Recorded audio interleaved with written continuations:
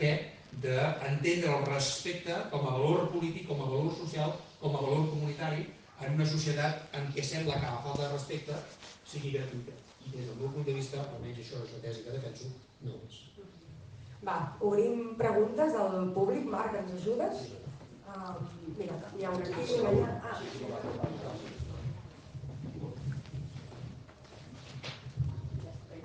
Bé, bona tarda a tothom. Gràcies, Raül, per l'explicació. Jo miraré de ser respectuós com pertoca.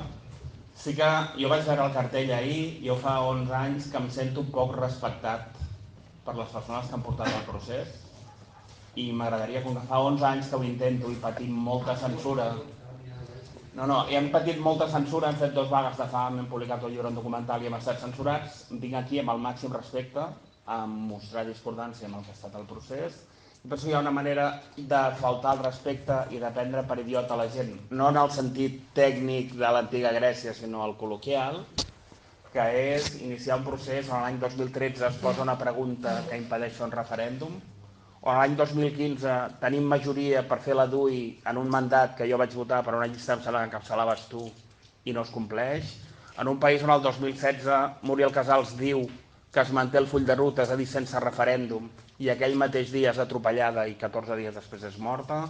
No em considero respectat quan en plena vaga de fam que jo vaig fer dient que la independència no la portaríeu vosaltres, soc tancat i reclòs en un psiquiàtric durant 62 dies.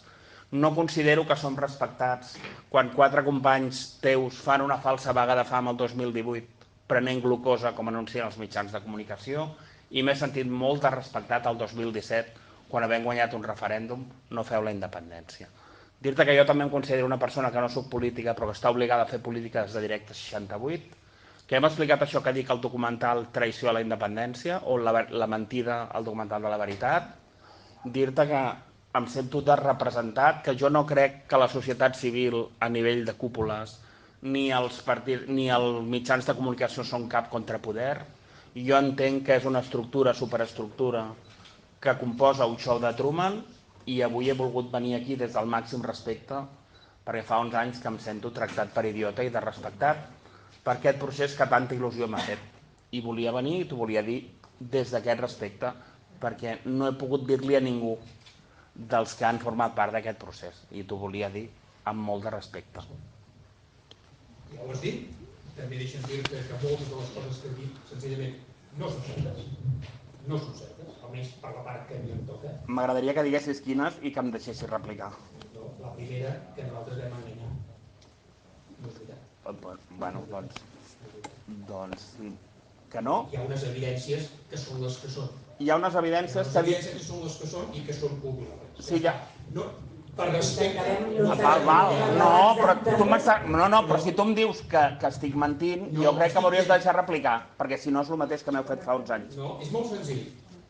Com que no és el motiu, aquí davant hi ha un altre llibre que es diu Esperança i Llibertat. Molt bé, molt bé. I allà explico algunes de les coses que a mi em sembla que s'han d'explicar. No dic que les comparteixis, no has de compartir-les, però crec que és legítim que abans de fer determinades afirmacions sobre per què s'ha fet o no s'ha fet, o s'ha fet o s'ha deixat de fer, coneguem també els contextos i els perquès. És l'únic que demano, per tant, tens el respecte que tu has volgut mostrar, i jo t'agraeixo, jo també et dic, algunes de les coses que tu dius, senzillament estan basades en pressupòsits que són erronis. Bueno, jo només, amb una frase només et diré que estan basats en 35 anys de conèixer gent com Junqueras, Paluzie, Rull, etc. i que m'ha costat 25 anys d'entendre que treballen pel contrari que diuen treballar. Bueno, si tu vols estigmatitzar gent que s'ha jugat moltes coses per un bé col·lectiu, ets molt lliure de fer-ho, jo no entraré en aquest debat, crec que justament he intentat fer el contrari, ets molt lliure de pensar el que et sembli, no entraré en això. A partir d'aquí, cadascú fa la seva feina, i si tu creus que ho pots fer millor que ho saps fer millor, endavant. Ho estem intentant. Molta sort, i si realment creus que aconseguiràs el que altres no han fet, jo seré el primer que t'ho agrairé. Molt bé. Bueno, gràcies. Sí, la part positiva és aquesta també, des del respecte i des de poder expressar també cadascú el que sé.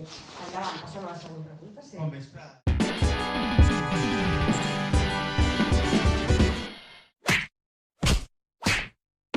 d'aquell 27 d'octubre, vostè ha dit, jo allà ja sabia que no hi havia res preparat. I per què no ho va dir? Perquè es va decidir que no ho diguéssim. Quan nosaltres vam saber que no hi havia res, jo vaig dir que això ho havíem de dir. Que havíem de sortir al faristol i dir, senyors, acabem de saber que aquí no hi ha estructures d'estat, ni hi ha cap pla per viabilitzar això. Aquesta va ser una dels